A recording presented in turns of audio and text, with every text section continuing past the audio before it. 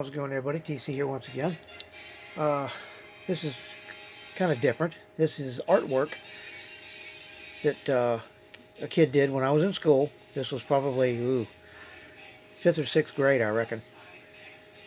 So we're talking late 70s. He was in my homeroom class, and he would draw pictures all the time and give them to me. uh, he liked DC and Marvel especially. Here's some of them. You got to figure this kid was only there's Spider-Man. Captain America. One time this was folded, and that's why they're like that. Like I said, this kid was probably, say, 5th grade. That would be what, about 12, 13? There's Green Lantern. Here's the Human Torch. Cool looking.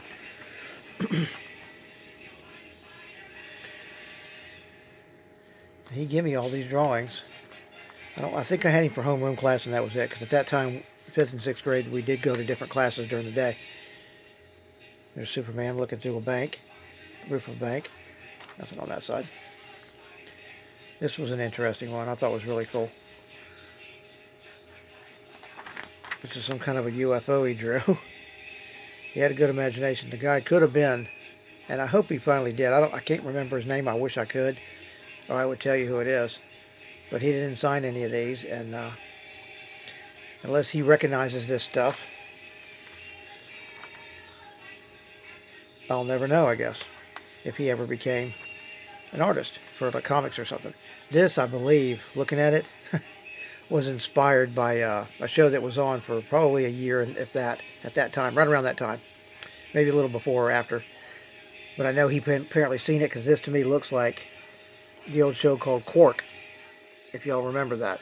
It had the two girls that were twins, and had Richard Benjamin as the captain.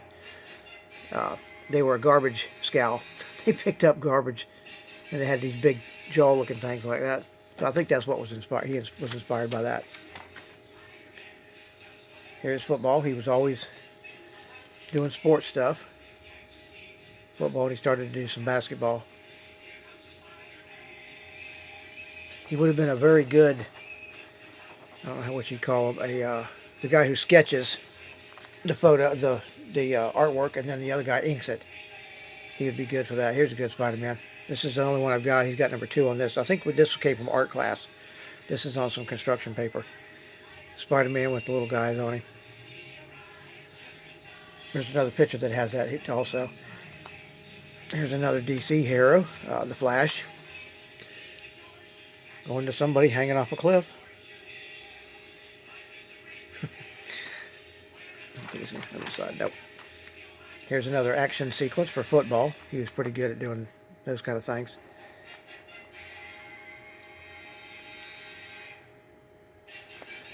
Like I said, I wish I knew his name. I could remember his name, but because I would give him credit. But if he sees this video by some weird chance and recognizes the videos, I'll tell you right now, it was the school we went to was Cheney Elementary, Orlando, Florida.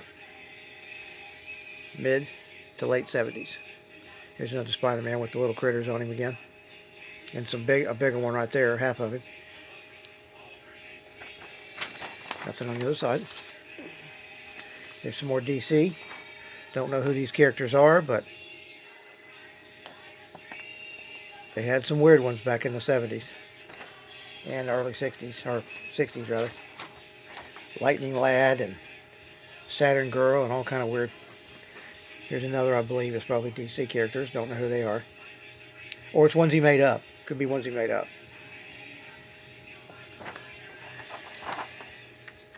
Here's another one. This is Spider-Man and Doc Ock fighting over the top of a bank.